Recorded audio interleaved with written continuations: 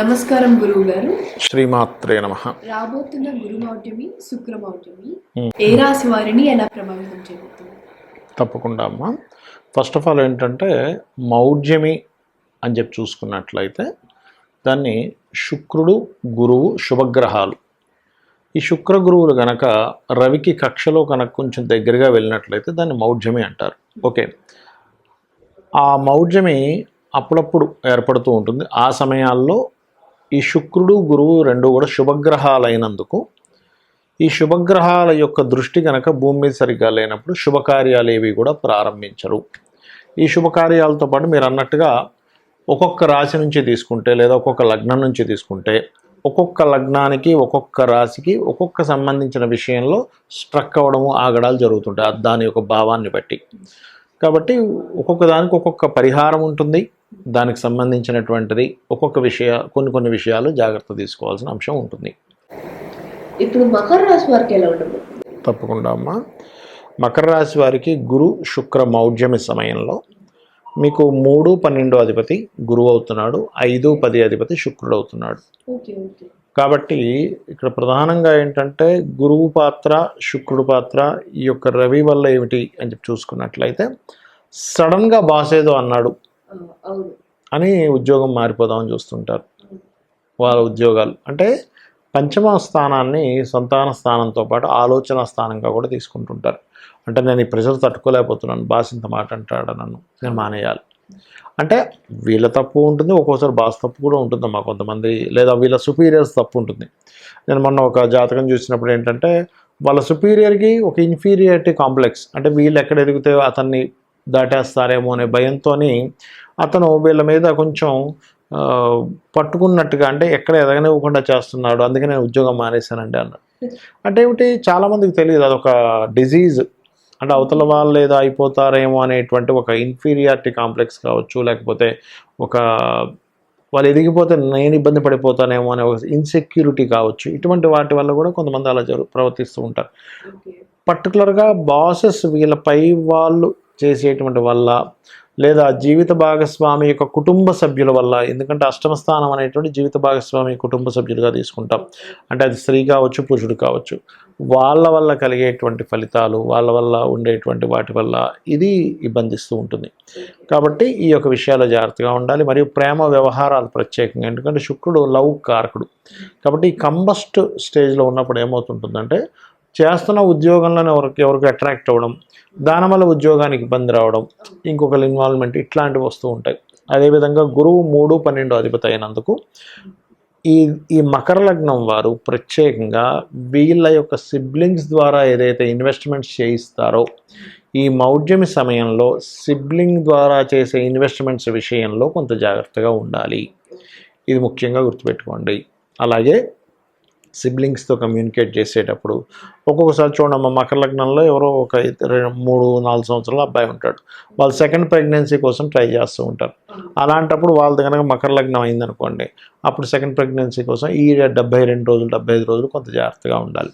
ఎందుకంటే ఈ జాతకుడి యొక్క సిబ్లింగ్ కారకుడు కంబస్ట్ అయ్యాడు కదా, ఆ సమయంలో తల్లిదండ్రులు కనుక ప్రయత్నం చేస్తున్నారు అనుకోండి, అక్కడ ఏమవుతుంటుంది, అది సరైనటువంటి ఇవి కలవకపోవడం వల్ల, గ్రహస్థితి బలం లేకపోవడం వల్ల పుట్టిన వాళ్ళకి కాస్త ఇబ్బంది పడ్డము, ఇట్లాంటివి జరుగుతూ ఉంటాయి. కాబట్టి ఈ యొక్క విషయాల్లో కొంత జాగ్రత్తగా ఉండాలి. ప్రత్యేకంగా ఏమిటి అంటే శుభకార్యాలు మెయిన్గా చేయొద్దు అంటారు. కాకపోతే వీళ్ళకి ఈ లార్డ్ కంబస్ట్ అవుతున్నాడు కదా, దీంతో పాటు వీళ్ళకి ఏదైనా చూడండి, ఎవరికైనా శుక్రుడు కానీ గురువు కానీ వాళ్ళ జన్మజాతకాల్లో కంబస్ట్ అయి ఉన్నాడు అనుకోండి, వాళ్ళ చాట్లో ఇప్పుడుండే కంబస్ట్ మ్యాచ్ అయింది, కనెక్ట్ అయింది, దాంతోపాటు వాళ్ళకి శుక్ర దశ కానీ గురుదశ కానీ నడుస్తుంది అనుకోండి, ఇంకా జాగ్రత్తగా ఉండాలి ఈ విషయాల్లో. ఇవి చేసుకుంటూ మరి వీళ్ళు చేయవలసిన దేవత ఆరాధన కానీ ఇవన్నీ ఏమిటి, ఏం చేయాలి అని చెప్పి చూసుకున్నట్లయితే ప్రత్యేకంగా ఆదివారాలు లేదా మనకి ఏకాదశి అంటారు, ఏకాదశి నాడు ఉపవాసం గనక ఉన్నట్లయితే బాగుంటుంది. దాంతోపాటు సర్వసాధారణంగా సూర్యుడు ఉపాసన చేసేవాళ్ళు ఏంటంటే శ్రీతైల మధుమాంసాన్ని త్వజతే అంటూ ఉంటారు. అంటే స్త్రీని కలవకుండా ఉండాలి సండే నాడు, మాంసము మధువు తీసుకోకూడదు, తలకి నూనె రాసుకోకూడదు అని చెప్తూ ఉంటారు. ఎందుకంటే ఇలా మౌఢ్యమి సమయంలో ఈ తప్పులు కూడా చేసినట్లయితే దాని ప్రభావం ఇంకాస్త ఎక్కువగా ఉంటూ ఉంటుంది. ఇప్పుడు ఈ గురు శుక్ర మౌఢ్యాల వల్ల కొంతమంది ఏమంటారంటే కొన్ని పనులు చేయొచ్చు అంటారు, అవునమ్మా. కొంతమంది కొన్ని పనులు చేయకూడదు.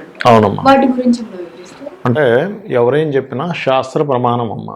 ఏమిటా శాస్త్రము ఏం చెప్పింది మనకి నిర్ణయ సింధు ధర్మసింధు గ్రంథాల్లో ఏముంది అని చెప్పి చూసుకున్నట్లయితే ముఖ్యంగా శుక్రుడు వివాహానికి గృహాలకి కారకుడు కాబట్టి లగ్నపత్రిక రాసుకోవడం చేయకూడదు. చాలామంది ఏమనుకుంటారు వివాహం చేసుకోవట్లేదు కదండి, కేవలం లగ్నపత్రిక రాసుకుంటున్నాం కదా దీనివల్ల దోషం లేదనుకుంటారు. కాదు, లగ్నపత్రిక అంటే కూడా వివాహంలో ముఖ్యమైనటువంటి పాత్ర పోషిస్తుంది కాబట్టి లగ్నపత్రిక అస్సలు రాసుకోకూడదు. రెండవది వివాహం అయితే ఎట్టి పరిస్థితుల్లో చేసుకోకూడదు, గుర్తుపెట్టుకోండి. ఇక శంకుస్థాపన, గృహప్రవేశము, నూతన గృహ ప్రవేశం చేస్తుంటారు, నూతన గృహ శంకుస్థాపన చేస్తుంటారు, గృహ ఆరంభం చేస్తూ ఉంటారు చూసారా, ఇటువంటివి అస్సలు పనికిరాదు, ఇది గుర్తుపెట్టుకోండి. అందులో గురుమౌఢ్యమి సంబంధించిన వాటిల్లో ఏంటంటే ఉపనయన సంబంధించినటువంటివి కూడా చేయకూడదు, ఇది మెయిన్గా గుర్తుపెట్టుకోండి. మరి చేయదగ్గ పనులు ఏమిటి అని చెప్పి చూసుకున్నట్లయితే ఇప్పుడు అన్నప్రాసన ఉంది, అన్నప్రాసన చక్కగా చేసుకోవచ్చు, దానికి ఏం సంబంధం లేదు. ఎందుకంటే గురువు కానీ శుక్రుడు కానీ అన్నప్రాసనకి సంబంధం ఉండదు వాళ్ళకి, అది చంద్రుడు కారకత్వం అన్నప్రాసన అనేటువంటిది.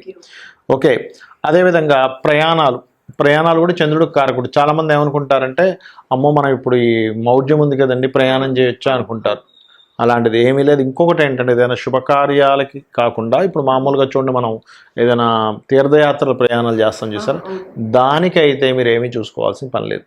ఎందుకంటే భగవత్ సంబంధించిన వాటి దగ్గరికి వెళ్తున్నప్పుడు భగవంతుడే చూసుకుంటాడు అనమాట. ఓకే, కాబట్టి ఇటువంటివి ముఖ్యంగా గుర్తుపెట్టుకోవాలి. అలాగే మరికొన్ని విషయాలు ఇక్కడ చూసుకున్నట్లయితే ఇప్పుడు చూడండి, ఇందాక మనం చెప్పుకున్నాం ఏమని, గృహప్రవేశము గృహారంభము చేయకూడదు అన్నాం, కానీ గృహ రిపేర్లు చేసుకోవచ్చు. ఇప్పుడు ఇంట్లో ఏదో వాస్తుదోషం ఉంది, లేకపోతే సంథింగ్ లోపల ఏదో ప్రాబ్లం ఉంది, బండలు పాడైపోయాయి, లేకపోతే బాత్రూంలో వాటర్కి సంబంధించిన ఏదో ప్రాబ్లం వచ్చింది, ట్యాప్స్ పాడయ్యాయి, అమ్మో మౌఢ్యమి కదా ఈ టైంలో చేయించుకోకూడదు అనేటువంటిది ఏమీ లేదు, ఇది గుర్తుపెట్టుకోండి. ఓకే, అదేవిధంగా మరికొన్ని విషయాలు కనుక చూసుకున్నట్లయితే ఇక్కడ ఆరంభం చేయకూడదు అన్నారు కదా, భూములు కొనొచ్చా లేదా అనేటువంటి సందేహం వస్తుంది కొంతమందికి. భూములు కొనడము చేయవచ్చు, అమ్మడము చేయవచ్చు, తప్పులేదు. ఎందుకంటే భూమికి కారకుడు శుక్రుడు కాదు, గృహానికి శుక్రుడు. భూమికి కారకుడు బుధుడు కుజుడు అవుతారు, అంటే పొలాలు గట్రా వాటికి బుధుడు అవుతాడు. అదేవిధంగా ఈ యొక్క ల్యాండ్స్ కారకుడు కుజుడు అవుతాడమ్మా. కాబట్టి కుజుడు ఎక్కడ అవ్వట్లేదు కదా, ఎప్పుడు మీరు కొనకూడదు అమ్మకూడదు ఎప్పుడు చేయకూడదు, కుజుడు కంబస్ట్ అవుతాడు ఒక్కోసారి, అలాంటప్పుడు చేయకూడదు. ఓకే, అది గుర్తుపెట్టుకోండి. అలాగే మరొకటి ఏంటంటే ఇంకొంతమంది నేనంటే హాస్యాస్పదంగా ఉంటుంటుంది, ఉద్యోగంలో జాయిన్ అవ్వచ్చండి అని అడుగుతుంటారు మౌఢ్యంలో. ఉద్యోగానికి సంబంధం లేదు, చక్కగా ఉద్యోగం మారాలనుకుంటే మారచ్చు, కొత్త ఉద్యోగంలో జాయిన్ అవ్వచ్చు. ఇంకోటి శాస్త్రం ఏం చెప్తుందంటే ఉద్యోగం సంబంధించిన విషయంలో ఇన్నేమి చూసుకోవద్దు, ముందు ఉద్యోగం చాలా ముఖ్యమైనటువంటిది. కాబట్టి వీలున్నంత దగ్గరలో ఇప్పుడు ఒక ఉద్యోగం వచ్చింది, చాలామంది ఏం చేస్తారు, అమ్మో ఈ నెలంతా సరిగ్గా లేవండి నెక్స్ట్ మంత్ జాయిన్ అవుతా అంటాడు. కంపెనీ వాడు మీకోసం ఎందుకు వెయిట్ చేస్తూ కూర్చుంటాడు, తొందరలో టక్మని రేపుందా ఎల్లుండుందా ఏది బాగుంది వెంటనే జాయిన్ అవ్వాలి, కానీ దానికి ముహూర్తాలు అవన్నీ పెట్టుకుంటూ కూర్చోకూడదు. ఓకే, అది గుర్తుపెట్టుకోవాలి. అదేవిధంగా వాహన సంబంధించినవి మాత్రం కొంచెం ఒక మంచి, అంటే ఈ మౌఢ్యంలో కంపల్సరీ ఒక్కోసారి వాహనం కొనాల్సి వస్తుంది. శుక్రుడు వాహనానికి కారకుడు కొంతవరకు, అయితే శుక్రుడు ఒక్కడే కాకుండా చంద్రుడు కూడా వాహనానికి కారకుడు అవుతాడు మూమెంట్కి. కాబట్టి కొంచెం జాగ్రత్త తీసుకొని కొనాలి వాహనం విషయంలో. నూతన వస్త్రాలు కొనొచ్చా కొనకూడదా, నూతన ఆభరణాలు కొనొచ్చా కొనకూడదా, ధరించొచ్చా ధరించకూడదు, ఇట్లాంటి చాలా సందేహాలు ఉన్నాయి. వీటన్నిటికీ ఎటువంటి ఇబ్బంది లేదు అని చెప్పి శాస్త్రం మనకి చెబుతుంది. కాబట్టి ఈ విషయాలు ఖచ్చితంగా మనం పాటించాలి, ఈ విషయాలు పాటించకూడదు. కానీ ఒక్కొక్కసారి ఎలా ఉంటుందంటే ఖచ్చితంగా చేయాలండి. ఇప్పుడు కొంతమందికి ఎలా ఉంటుందంటే తండ్రి గతిస్తాడు, అప్పుడు ఈ మధ్యలో చేసేస్తే అయిపోద్ది, లేకపోతే సంవత్సరం దాటిపోతుంది అని ఉంటుంది, సంవత్సరం లోపల చేయాలి ఆడపిల్లకి అంటూ ఉంటారు. మరి అలాంటప్పుడు ఎలాగా, ఇంతకాలం మేము ముహూర్తాలు సంబంధాలు వెతుకుతుంటే అవ్వలేదు, కానీ ఇప్పుడేమో మౌఢ్యములు వచ్చేసి అప్పుడు ఎలాగా అన్నప్పుడు ఇంట్లో పర్టికులర్గా సూర్యనారాయణమూర్తికి సంబంధించింది ఏదైనా సరే జపము చేయించుకొని, అంటే ఇంక తప్పదు అనుకున్నప్పుడు చేయించుకొని, శుక్రబలము గురుబలము పెరగడానికి దక్షిణామూర్తి యొక్క ఆరాధన, అమ్మవారి యొక్క ఆరాధన చేసుకుని, ఏది ఇంకా కంపల్సరీ అయినప్పుడు నేను చెప్తున్నాను, అలాంటి ప్రక్రియ చేసుకొని అన్నదానము గోసేవ చేసి, గోవులు ఉంటాయి దేశీవాలి గోవు, వాటికి ఏదైనా తినిపించి అప్పుడు ఈ యొక్క దీంట్లో తప్పనిసరి ఉన్నప్పుడే తప్ప అదర్వైజ్ ఆపుకోవడమే మంచిది. అది. థ్యాంక్ యూ సో మచ్ గురువు గారు. మాకు తెలియని చాలా విషయాలు మీరు మాకు అందజేశారు. ఎలాంటి పనులు చేయొచ్చో ఎలాంటి పనులు చేయకూడదో మీరు చాలా చక్కగా వివరించారు. మరియు ఎలాంటి రాసుల వారికి ఎలాంటి ప్రభావాలు ఉన్నాయో కూడా చాలా బాగా వివరించారు. Thank you so much. మీరందరూ ఇలాంటి విషయాన్ని తెలుసుకున్నారు కాబట్టి మళ్ళీ నెక్స్ట్ ఎపిసోడ్తో కలుద్దాం. శ్రీమాత్రే నమః.